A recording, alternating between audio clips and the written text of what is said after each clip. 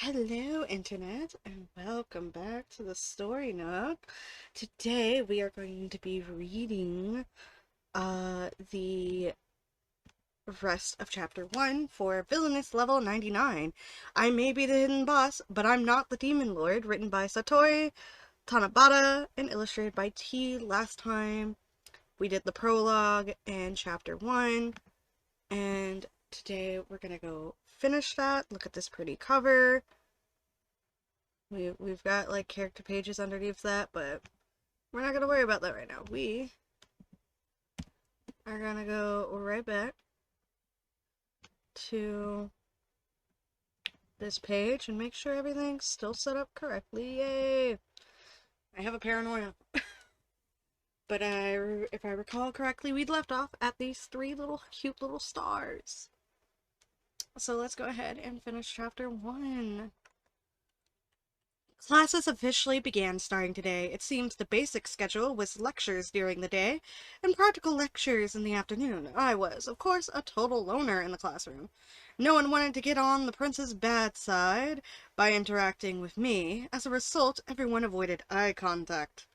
This could actually make things easier for me. Spending 3 years as decor doesn't sound too bad. I also believe, I think this book got an anime recently. I'm not sure. As I sat at my desk quietly, I began to listen in on all the gossip going on around me. Thanks to the sensory enchantment gained through leveling up, I was able to make out all the whispers in the classroom without any trouble. According to the other students, I was a carefree airhead who had convinced myself that I was amazing based on nothing. Why stop at the academy? Maybe I should blow up the entire royal capital to prove that I'm level 99. Right before class began, Miss Heroine entered the classroom with her trio of love interests, the four of them having a friendly chat together. So light magic can heal wounds too? You're impressive, Alicia, William praised. Oswald was impressed. It's an element not even I can use. So do you think you'll be able to do well at the academy? To be honest, I'm a little worried, being a commoner and all, she replied anxiously. If you ever need anything, just let us know. We promise to help you, Edwin encouraged earnestly. Isn't it too soon for them to have fallen for her? They shouldn't have even spoken to each other at this point in the game. I wonder if things are straying away from the story because of me. The main character's name was Alicia Annette. Enlet.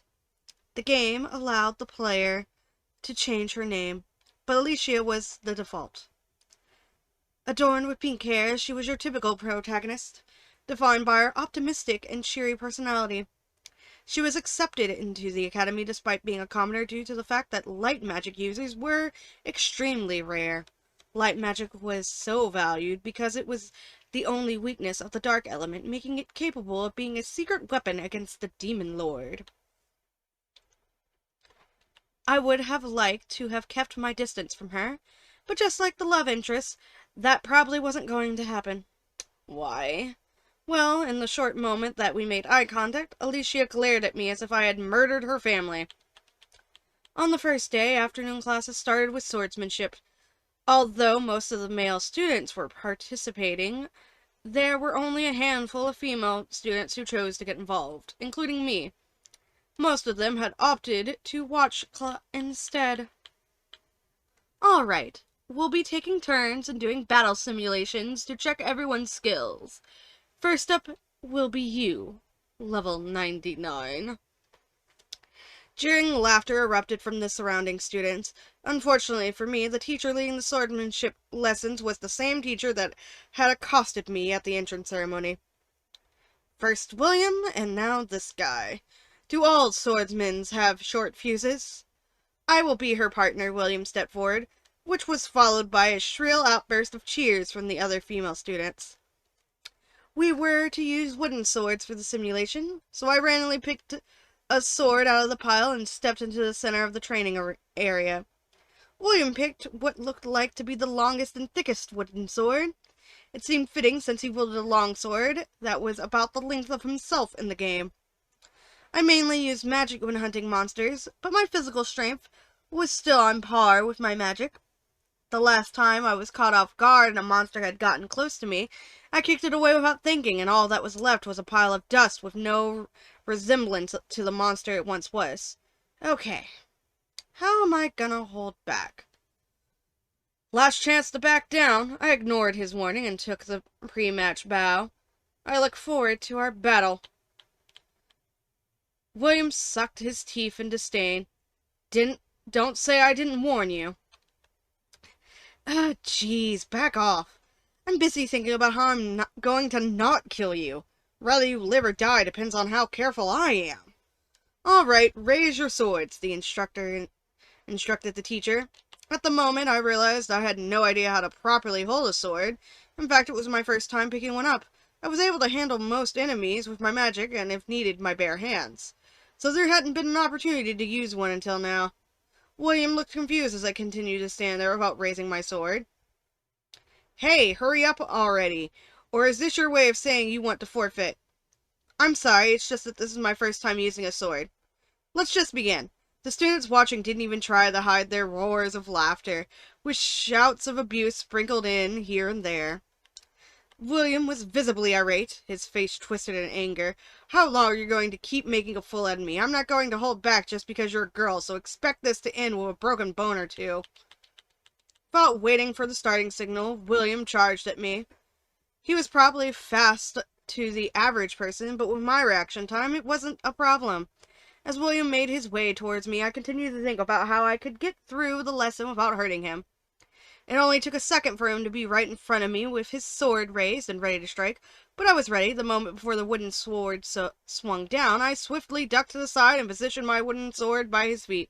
He stumbled as his swing only struck air before William's foot caught on my sword, forcing him to fall to the ground, face first. Sorry about that. I didn't expect you to tumble so magnificently. Everyone fell silent, confused at what had just happened. I turned to the teacher and spoke. Is that it, or should I continue? I vigorously spun the wooden sword in my hand while waiting for an answer, which created a gust of wind in the training area. The teacher finally came to his senses and declared that the winner is Yumilia Dolkness. William jumped back up from his fall and objected. No, not yet. I was just caught off guard, pretending to be an amateur. You're a coward through and through. It's hard to take you seriously when you've got blood dripping down your face. Arrgh! William let out a battle cry and charged at me once more. He probably wouldn't let it go if I just dodged again. I swung my sword to match his attack, and they collided. The crash caused the swords to resonate with an unrecognizable boom from the wood and sent William flying backwards. These wooden swords are surprisingly tough. Wait, that's not important right now. Is William okay? If something were to happen to him, would it be considered an accident? Alright, if anything happens, I'll just hold the teacher responsible since they were the supervisor.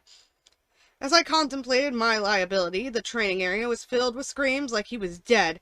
I hurried over to check on William, only to find him unconscious, probably from hitting his head. His breathing was stable, so I was most likely in the clear. At worst, he was maybe a little less intelligent. Oh, should I carry him to the nurse's office? I held William up by his collar, which caused the teacher to panic. No, that's fine. I'll take him, so just hand him over, all right? What is this? A hostage negotiation? Though I was a bit offended, I released William to the teacher. I'll be taking William to the nurse's office. Everyone, practice your swings on your own until I return. Do not, under any circumstances, have any matches. With that, the teacher ran out of the training area. Since I was new to swords and had no idea how to practice my swings, I decided to just copy the others. Upon looking around for someone to show me what to do, I realized that no one was moving. Everyone who made eye contact with me let out a small gasp, and the female students who came to watch were gone. There's no need to be that scared. I made sure I held back. The fact that William wasn't ground meat was proof of that. With nothing else I could do, I attempted to practice some sort of swing, making motions based on what I thought was close enough. The class passed by like that, and the teacher didn't return until the end of the lesson. The next class was magic. The magic training area was lined with scarecrows dressed in metal armor with roofing only over the targets, similar to an archery range. The teacher arrived right on time and took a look around the class and at the students before saying, "Let's begin with everyone showing me their magic skills. All you must do is hit the target with at least one element." Similar to the swordsmanship class, we were to take turns performing magic in order to assess each student's skill level. There were 4 main elements: fire, wind, water, and earth. There were a few people who could use light or dark magic. One by one, students stepped forward to perform their magic, but surprisingly, there was only a few students who passed. For most, their magic went flying in unintended directions and didn't reach the target. Even those who were able to hit the target can only manage to do so with up to 2 elements. The targets don't seem like they're taking damage at all. I wonder if their magic just isn't potent enough. Alicia missed the target on her turn, but people exclaimed in awe because she used very rare light magic. Oswald was able to use all 4 of the main elements to hit the target each time. Though his magic looked more potent than the others, the target still wouldn't budge. The target must be really sturdy. Wonderful. I expected nothing less of you, Oswald. It's no wonder you're hailed as a magical genius, the teacher enthused. It's only natural to be able to do this much, Oswald then turned to me. It seems that she's the only one who hasn't shown her magic yet. I wonder what kind of amazing magic she'll perform for us. He pushed up his glasses, looking at me mockingly. Oh, right. He didn't participate in the swordsmanship lesson. I guess he doesn't know that I sent William flying. As I stepped forward, the students who had participated in the swordsmanship class stepped back in anticipation of something happening. There's no need to be so cautious. The truth was, I couldn't properly use any of the 4 main elements. At most, I could produce a flame as strong as a lighter, or create a gentle breeze. Yes, I was the woman who allocated all her skill points to her muscles and dark magic. I was wondering, would it be alright to destroy the target, I asked, to know if it was okay to destroy such sturdy school equipment. But Oswald answered in place of the teacher. The armor on that scarecrow has gone through a special treatment. Besides, how could you destroy something that even I couldn't? If you're going to speak, could you at least answer my question? I ignored him and turned my attention to the teacher. Only the court mages are strong enough to destroy them. But if you think you can do it, go ahead. With the teacher's approval, I cast my magic. Alright then. Dark Flame. A pea-sized black flame appeared on the tip of my finger and shot straight out toward the target. What was that? Oswald chortled. I was curious as to what you would show us, but I didn't think it'd be a pop gun.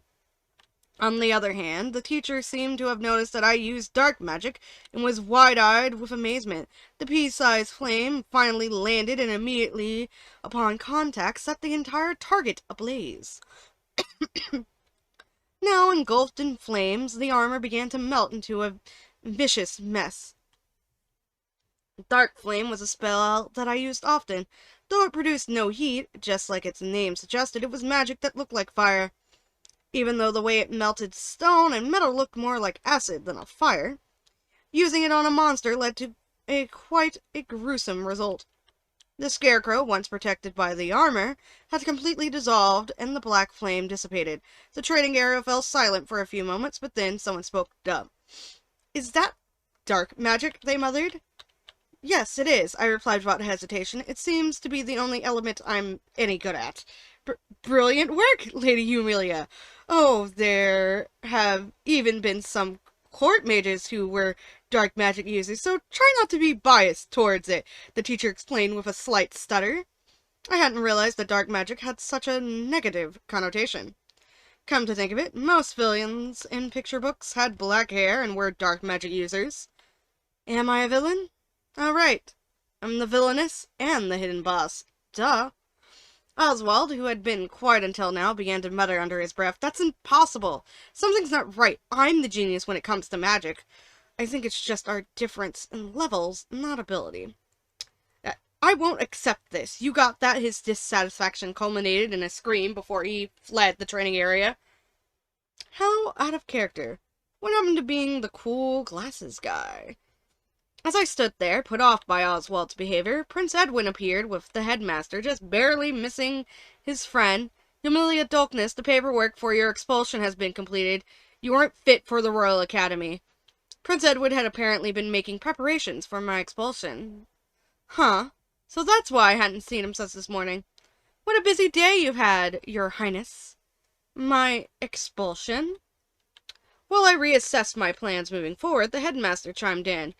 Someone who would lie to a member of the royal family is not fit for the academy, nor are they fit to be an aristocrat in Valsian. If you are expelled, it will be quite difficult to remain at your current standing. Huh. Maybe a vacation would do you some good. Perhaps foreigners would treat you better, Prince Edward chimed in. Is he implying that I should be expelled to a different kingdom? Just then, the magic teacher spoke up in a panic. Your Highness, Headmaster, please hear me out. She's able to use the very rare dark magic and was able to destroy the target that even a court mage would struggle with. She may be telling the truth about being level 99. I believe that expelling her would be a loss for this kingdom. But a court mage could destroy it. Then that isn't proof of her being level 99, His Highness turned to address me. If you want to stay enrolled here, you'll have to convince me. It seemed that Prince Edwin was insistent on getting me expelled. Wouldn't it be a problem if a member of the royal family were to hand someone as strong as a court mage over to another kingdom, Your Highness? I wonder which would be better, going into exile or being harbored by another kingdom. Or hiding my identity and living as a commoner. While I weighed the pros and cons of each, the magic teacher begged me to prove my innocence. Lady Amelia, that magic that you performed earlier wasn't your full strength, was it? Please show us what you can do at full power. He seemed to be ready to prostrate himself if necessary. Perhaps it was his loyalty to the kingdom that drove him to such desperation. But I couldn't turn down someone pleading so earnestly. Very well, I will launch a spell into the sky. I turned to face the prince. Your Highness, would it be alright if I used my magic? Do as you wish. It doesn't matter to me. Are you really sure about that? Stop talking and get on with it. The thing is, if something were to happen, I would need someone to take responsibility. I don't want to be liable, you know? Why would something happen when you're aiming for the sky? Fine, I'll take responsibility. Alright. Gonna hold you to that, Your Highness. Pushing responsibility onto the prince is my best option, considering what's about to happen. In that case, let us move to an area with no roof. I left the training area, and the prince and the headmaster and the magic teacher followed suit, with the other students anxiously trailing along. Though I said I would showcase my full power, I wasn't planning on actually going all out.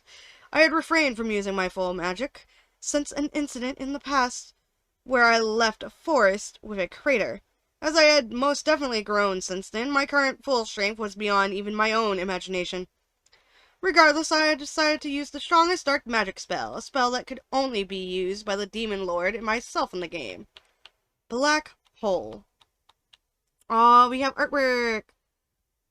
I love seeing artwork, so... I'm presuming this must be the prince and his shock face. She looks so pretty. I do believe this is an anime, and I might watch the anime. If I do, we'll have an anime, like, little watch party in my Discord, if anyone is interested in that. In the blink of an eye, the Royal Academy was enveloped in darkness. If someone were looking in from far away, it would have looked like a black orb appeared above the Academy. It was large enough to be spotted from anywhere in the royal capital. All the sunlight was completely obstructed at the academy, making all the surroundings as dark as night.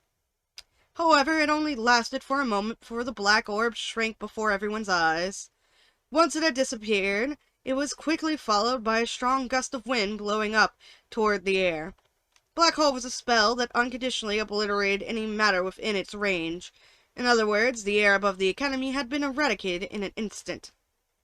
This caused the atmosphere in the area to become a vacuum and pull in all the surrounding air. Once the violent winds had subsided, I did my best to put on a kind face and address the prince.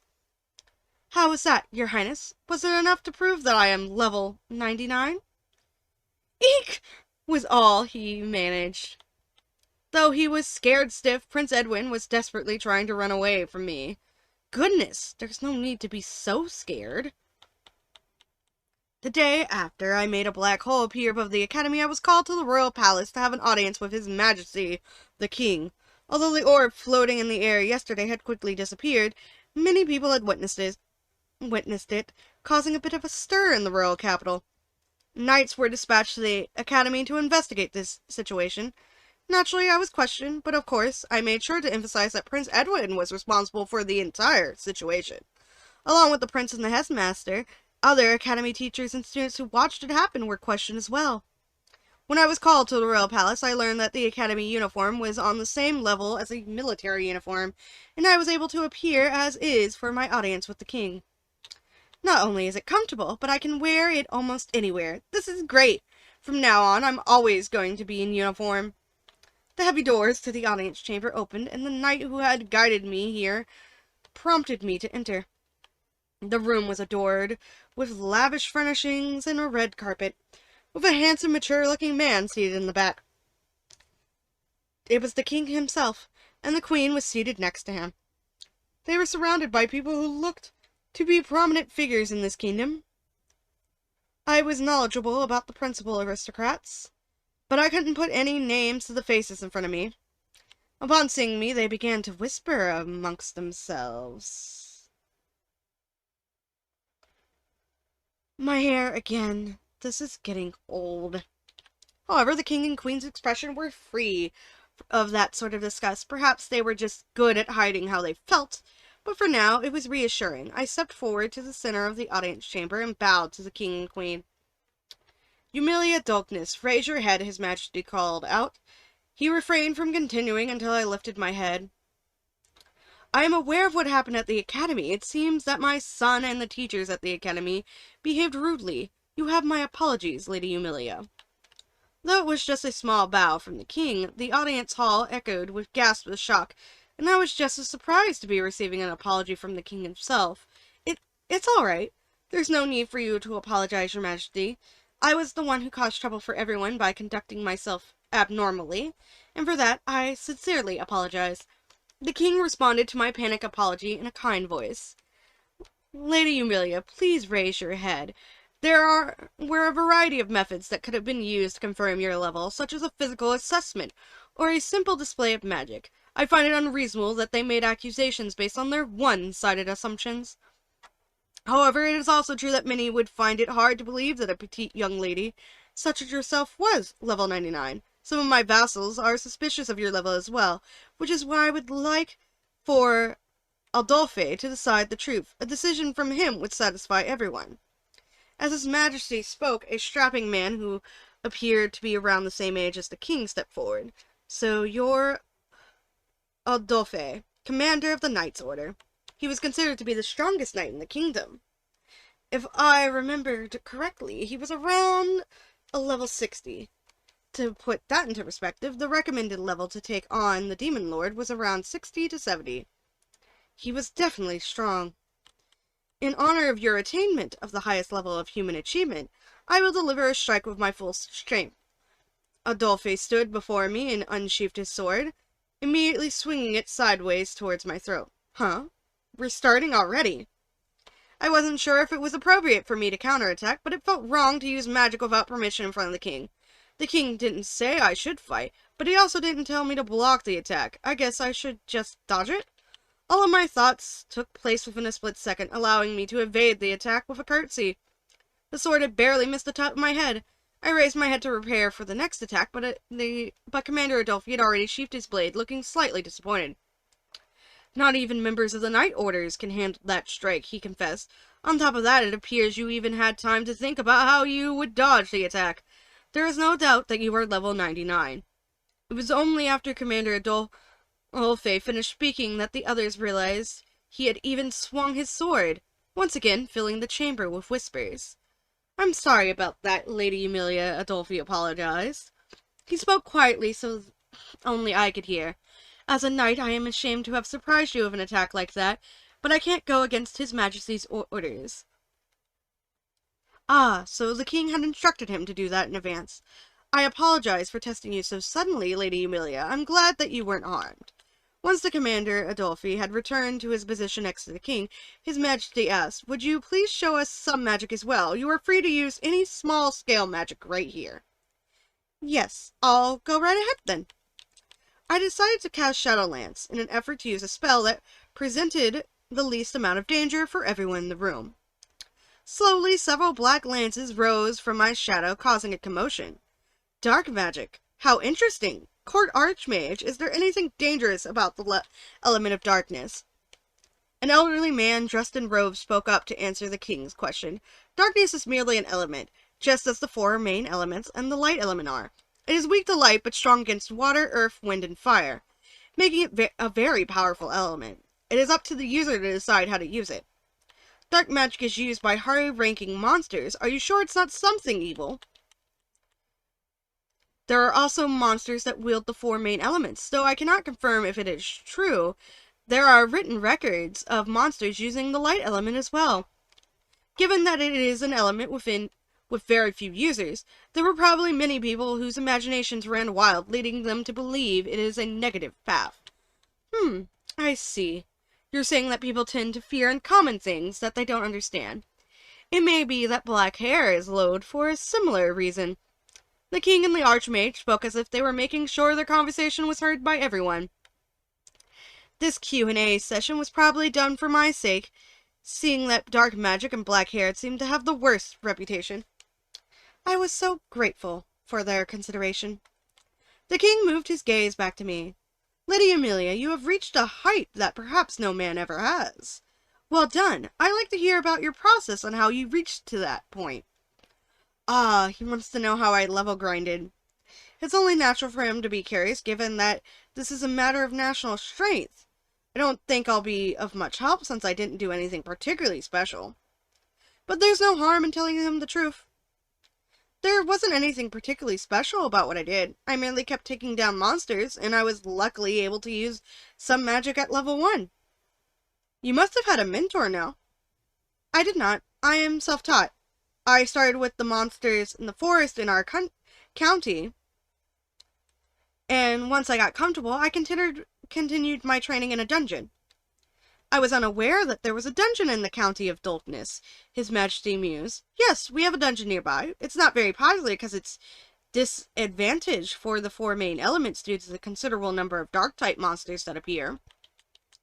Come to think of it, I've never seen anyone else in that dungeon. In the game, it's actually a bonus stage for the light-type main character. So, you had no mentor. Does that mean you had no battle training? That is correct. I thought I could get stronger by focusing on defeating monsters and increasing my level. Oh, I see. The king seemed disturbed by my response. Apparently, the standard procedure in this kingdom was to have plenty of training before taking on a monster. Did no one else in your household try to stop you from doing something so dangerous? This is a bit embarrassing to admit, but the truth is, I was sneaking out to trade. No one noticed as long as I was home on the days when the tutors came by. Your parents didn't... Oh, I'm sorry. You can disregard that. The king must have remembered my parents never left the royal capital, as his expression had turned to one of pity. Don't feel bad, Your Majesty. It was honestly a pretty fun and fulfilling childhood. I should probably change the subject, though. I don't think there was anything else I did. Oh, wait! Yes, I had an amulet of growth with me. You didn't carry an amulet of protection? Amulets were a type of equipable item with various effects. The amulet of growth was an item that doubled your experience points. In the game, it was only available for purchase after defeating the Demon Lord. But in this world, it was just another item at the shops. The amulet of protection could block one fatal strike. It wasn't used much in the game, and it was probably very useful as a real-world item. Its price in the shops reflected that as well, as it was the only expensive item by a large margin. The only drawback was that amulets seemed to cancel each other out because carrying more than one negated their effects. I also used a monster summoning flute. I would play it as loud as I could in the forest and the dungeon. The monster summoning flute was an item that would force an encounter with monsters. It was an extremely helpful item since I couldn't just spawn enemies by walking around like in the game. Adolphe, would you be able to do the same?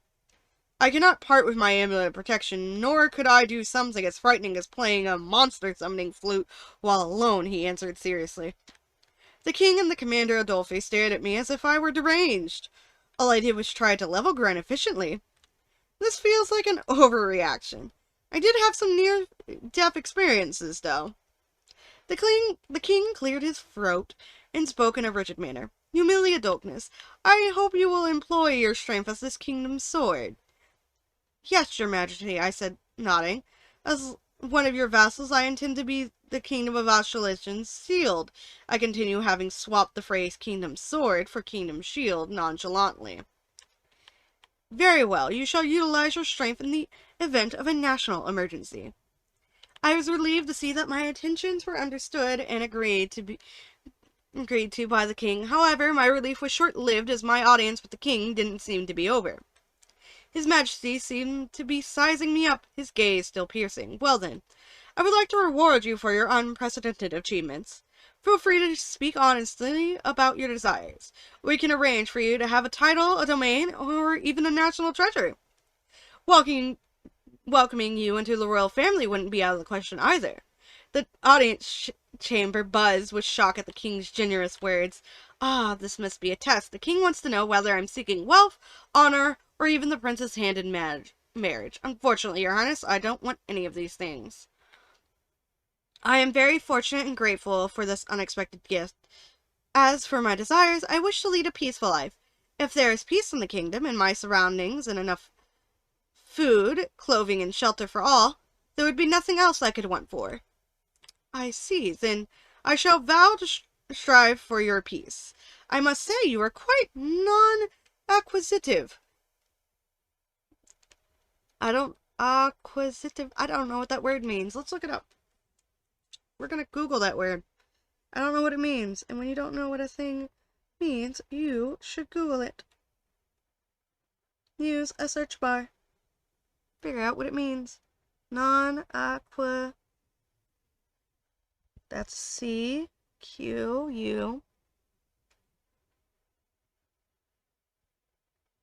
Ivy.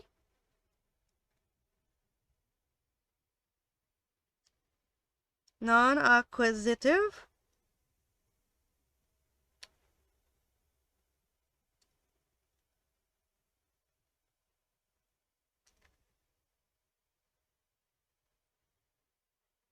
Okay, what is...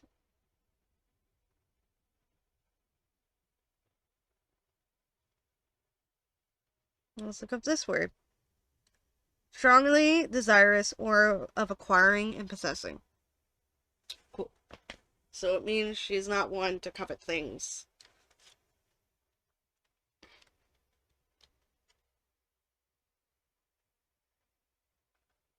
If you ever desire anything else, let me know, and I shall arrange what I can. The king spoke as if he was satisfied with my answer, but there was also a hint of displeasure. I figured he was bothered by the fact that he couldn't prepare chains to shackle me to this kingdom. You're right to be worried. If I ever get sick of this place, I'm out of here. Thus ended my time with His Majesty, and I exited the audience chamber. Glad that's over. It was nerve-wracking.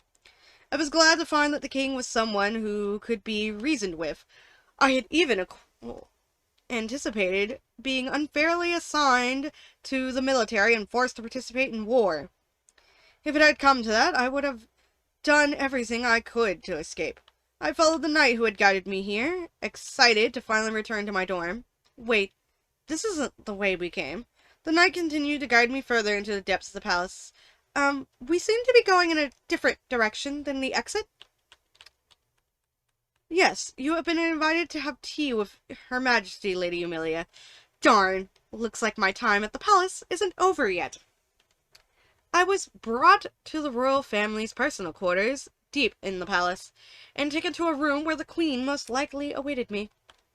The room had a relaxed feeling to its design, and inside awaited the queen and a maid, with tea already prepared. Thank you for coming, Lady Amelia. I would have loved for His Majesty to join us, but he is a very busy man. The queen had a calm and mature-like quality to her, yet she maintained an air of youthfulness. My name is Yumilia Dolkness. Thank you very much for inviting me, Your Majesty. This is unofficial business. There's no need to be so polite, the Queen said with a soft smile, glancing over at the maid. The maid finished making my tea and left the room. I want you to know that our conversation here won't leave this room, especially since I have some sensitive matters to discuss. What? This is starting to smell like trouble. I just wanted to go home already. There's no need to be so guarded, sweetie. The king and I both are actually quite fond of you. Your answers during your audience were brilliant. It's a relief to know that someone like you was the one to obtain such strong power. Thank you? I was surprised at the unexpected glowing review. Lady Emilia, you considered having power to be a hassle, don't you? Furthermore, you seem to be sharp-witted. If you had been either an ambitious or empty-headed person, the thought gives me chills. Why do you trust me so much? Well, there are many aristocrats who pretend to be non-acquisitive to get close to the royal family. Eventually, I started to be able to tell the difference. You don't want to get involved with the royal family, do you? Unfortunately, the only people I can trust are those who feel that way. There was no way I was going to admit to her face that I didn't want to get involved with the royal family, so I stayed silent. Let's move on to the main topic. Honestly, staying silent just tells her that she's right. The Queen continued, keep in mind, this is information that only the royal family and very few aristocrats are privy to. In 2 years, the Demon Lord will be resurrected. I was shocked to hear the Queen state it so plainly. And although I wasn't surprised about the Demon Lord's resurrection, I was surprised at how they had so accurately predicted it. In the game, without any warning, the Demon Lord resurrected as soon as the main character began her 3rd year, which would be 2 years from now. The royal family must have information on the Demon Lord that wasn't revealed in the game. The Demon Lord, yes. I would like your cooperation in taking down the Demon Lord.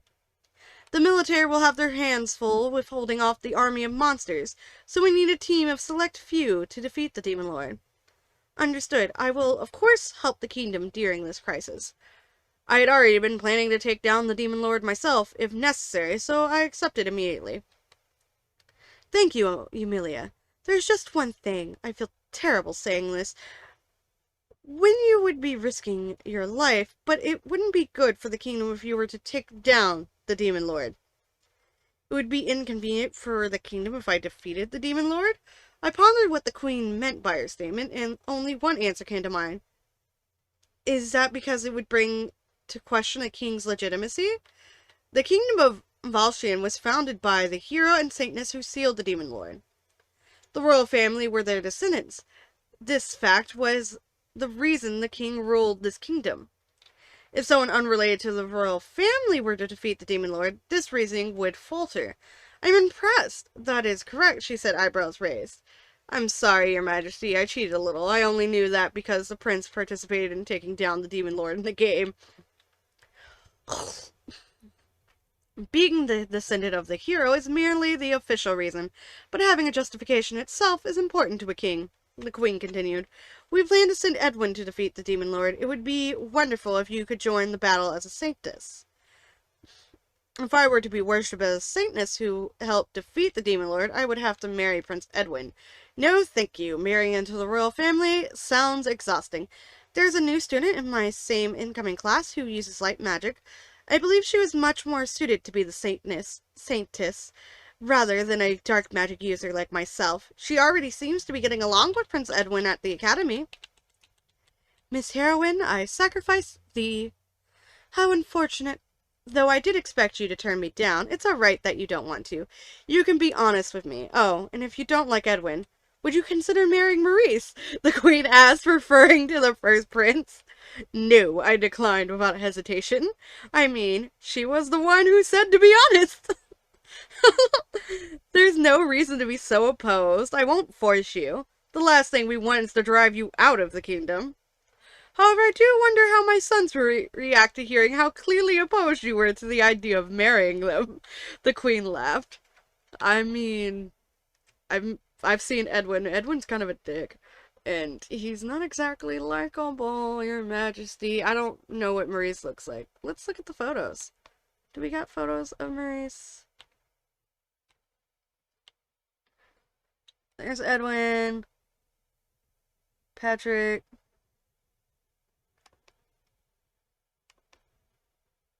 Not this way. 125. We got Patrick, provincial aristocrat who is second, born son of the Margrave, Villainess, hidden boss of the game, main character, uses rare light magic, first love interest, second prince, the only daughter of a duke, and is head over heels in love with Edwin. So she might be Villainess number 2.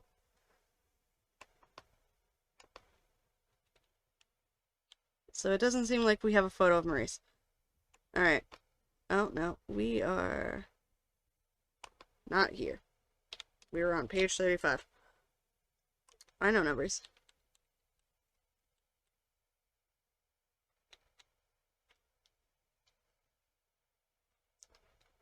The fact that I had so flatly rejected the princess must have amused her. Once her laughter began to calm down, Her Majesty regained her composure and began to speak on a new topic. We can discuss the Demon King in more detail at a later date.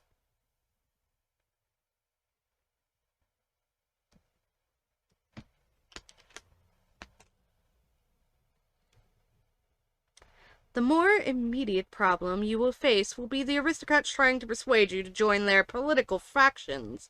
Unfortunately, the news about you being level 99 has already spread. I believe their maneuvers to draw you in will begin tomorrow. Wouldn't joining Your Majesty's faction solve that problem? The king and I are members of the dominant faction, who are also known as moderate or royalist. The problem is that the faction isn't a monolith, so members of the dominant faction would fight over you. Though we aren't always known as moderates for nothing. There wouldn't be as many issues, and you would probably be able to handle it yourself. The Queen's lecture on political factions of aristocrats, a topic I lacked knowledge about, continued. You must look out for the radicals led by Duke of Hillrose. They have proposed wars of aggression on other kingdoms. Try to keep your distance from them. You should also be wary of being contacted by agents from other countries. If you are ever given an enticing offer, let me or the king know. I promise you we will arrange something beyond their offers. The thorough and complete support of this kingdom made me fully aware of how I had become a living strategic weapon. I then realized that I had no idea what faction the Dymond family was a part of, so I decided to ask the Queen. Her Majesty looked hesitant, but answered, the Dymond family, or should I say aristocrats that are called pseudo-centralists, are radicals. The Duke wishes to grow the radical faction as much as he can. They want to be a part of the centralist factions. It is a result of their agendas aligning. To think that we were radicals, my family is probably wrapped around the Duke of Hillrose's thumb. What should I do if my family were to demand I be adopted by or marry into the Hillrose family?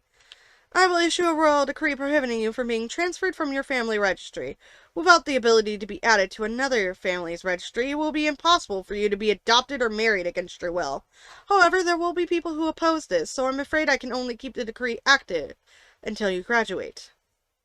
Thank you, Your Majesty. This is plenty of sufficient. I'll have to do something about my relationship with my family before I graduate. Yumili, I was wondering, what do you think of your parents? The Queen asked as if reading my thoughts. I have never met them, so I couldn't say. It seems that they aren't very good people, so if possible, I would like to cut ties with them. The Queen must not have expected me to say I had never met my parents. She gasped, her face now filled with sadness. I see. If you would like, you could become my... She cut herself off. No, you would probably refuse. In any case, you can think of me as your own mother. If you are ever in need of some attention, please feel free to stop by. Aw, the Queen's a sweetheart. They're just like, aw, you've been neglected. Even the king was able to, like, figure that shit out. And just like, oh, wait, your parents have never left this fucking capital. The offer was sweet, but as someone whose mental age was over 30, it was a bit of an awkward situation to be in. Thank you, I appreciate the offer, but your kind words are more than enough. Afterward, we discussed my life in the Dulkness County. As the story of my life progressed, the Queen's expression became increasingly sorrowful. By the time we reached the dungeon arc of my fun level grinding times, tears were streaming down her face. We'll be sending one of the king's men to the academy. If you are ever in trouble, please let him know. For some reason, the Queen seemed to feel the need to protect me, as mothers often did for their visiting children. I was sent home with an abundance of treats. That's so sweet. And this is the interlude. So we'll start back up here later. But yeah, that was the first chapter, the second part, the final part of this chapter. So, let me know what you think. If this video gets like 5 likes, we'll continue on with the interlude. I actually I'll probably continue on with the interlude anyway. But thank you all for being here. Have a great time. Make sure you stay hydrated. Do all the fun things you want to do. So yeah, bye-bye.